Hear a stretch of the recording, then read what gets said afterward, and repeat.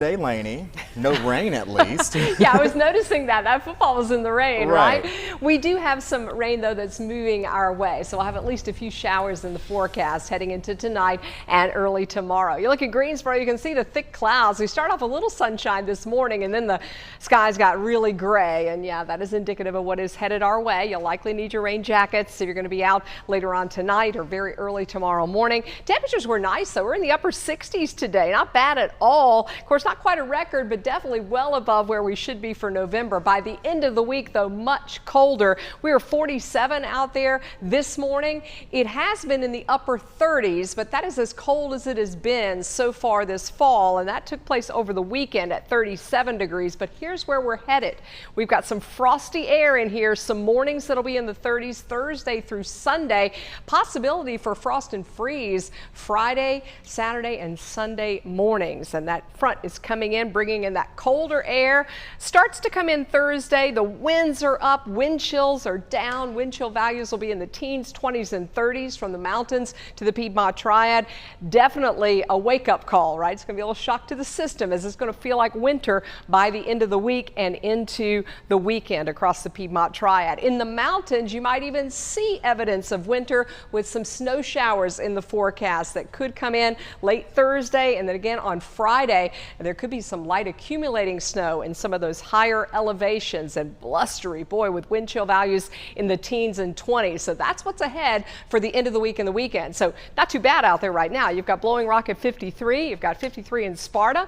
Right now 64 in Mount Airy. Temperatures across the Triad are real comfortable. We're in the mid 60s. We do have the gray skies, and we also are starting to get some returns on our radar of at least some moisture in the atmosphere. Now, a lot of this not making it to the ground just yet, but we will likely see a few showers develop as we head into the nighttime hours. So if you're headed out to the Festival of Lights this evening, we will keep in a small chance of rain. Temperatures will be close to 60 degrees. Notice that most of the rain is staying to the south and also to the northwest of us, and I think it's pretty much going to remain that way. We do have some opportunities for some showers as we're seeing some of this kind of filling in back here. I do think some of that's going to track into our area mainly overnight and early tomorrow. One thing that's changed since yesterday is the Storm Prediction Center saying maybe the atmosphere not quite as unstable with the timing of this front coming in tomorrow. So we no longer have that marginal risk of severe weather, but we do have at least a chance heading into tomorrow for some isolated thunder with any of the showers that develop.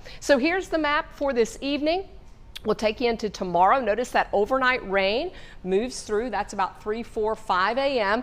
Morning commute should be pretty dry. That's about 6 a.m. It's definitely going to be mild. I think most of the day tomorrow is dry, but by afternoon with that second front coming in, we could see a line of showers develop between about say 4 p.m. and maybe about 8 o'clock, and then that colder air starts to move in. So here's your 12-hour forecast. High temperature tomorrow, upper 60s. We do have that chance for showers and isolated thunder. For the foothills, also upper 60s, opportunity for at least a passing rain shower. Breezy conditions in the mountains with highs in the low 60s. And the winds definitely picking up as we head into the latter half of the week. We're talking about that cold air, windy and cooler on Thursday. Morning freeze possible, maybe the first freeze of the season for the Triad as we head into the weekend. Lainey, thank you. This is I-40 at 311, and it's a sea of brake lights building up in